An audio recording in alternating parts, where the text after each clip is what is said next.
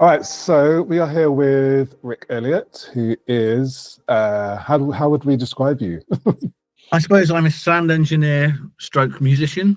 Okay. I've been doing this since 1999, 98. Okay. Quite a long time now. And so how did you get into the sound engineering role? I think mainly you have to have a passion for it. And I've had a passion, of synthesizers back in the kind of 90s. And I was going to take the route of music sound engineering, but I kind of went into post-production. So I studied at IMW in 97, I think. And I passed that. And then I won a competition back in 1999 with Roland. I had to write a composition on an MC 303. And once I'd done that, that just helped my CV. And then I got into sound engineering from that. And how did you get into dialogue editing specifically? I think that's where I first started. So in my first job, I was working on computer games.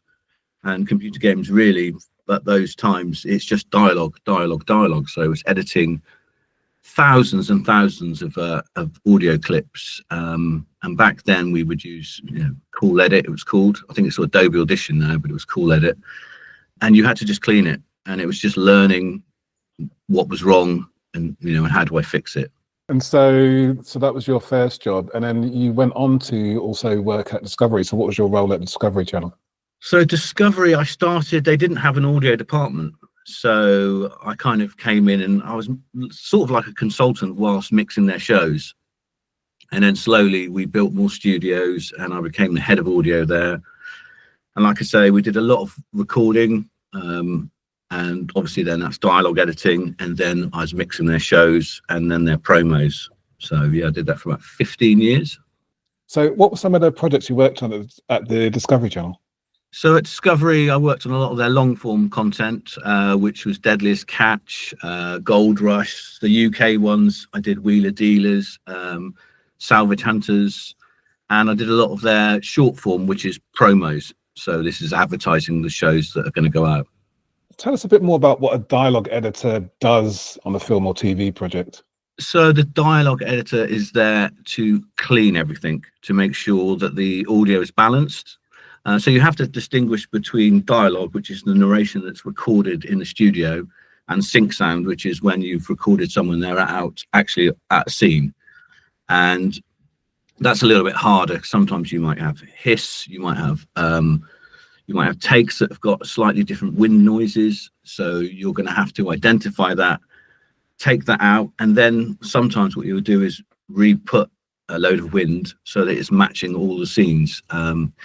It's clicks, it's pops on the mic, which a lot of people get confused about. They hear a P sometimes and they think that's a pop. It's not, it's a plosive. So it's when the bass frequency, and you will see the waveform, it's just gigantic. So you would take all these things out. You will also level your dialogue, because obviously once you've got a level dialogue, then you're going to be able to mix after it. Okay, and so are there sort of common misconceptions people have about dialogue editing, like what they think it is and what you do? I think some people just go in with a compressor and go in with EQ, and you have to ask yourself the question, why am I doing this? So yes, I go in with an EQ, and I usually will just shave stuff off the bottom just to make sure there are no rumbles. I don't go in straight away with a compressor, because really you need to manually go through and get your dialogue to be sitting correctly, because if you've got bits of dialogue that are high and bits that are low, then your compressor is going to be working on these differently, in which case your end result will be absolutely terrible and unworkable. So it's making sure you go in there and identify the problem and fix it. And so are there tools or sort of workflows that you sort of like are must-haves for you? So the first thing I'll do is level. So that's the first, I go through and I just make sure everything's level. Then I go back and then I start listening and identify the problems. If I've got a pop, you don't stick a plosive plugin over the entire file. That's a mistake. You identify the problem, you go into it and you put it there. And the same with clicks, you get all these sort of mouse clicks. And you've got like RX is the popular one, and I do say to people that if you have RX, you need to learn it, because everyone in the industry knows how to use it. Right. Yeah.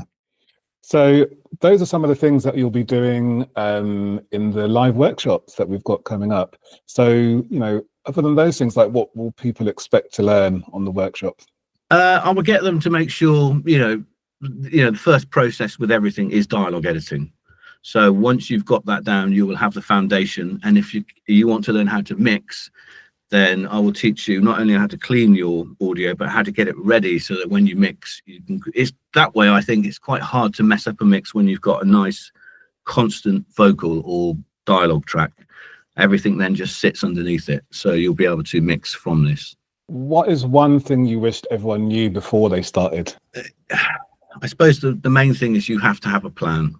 Like I say, you can't just go in there and get all your plugins and just sort of start banging them on there. You've got to be able to listen, make sure with dialogue editing as well, you're normally telling a story.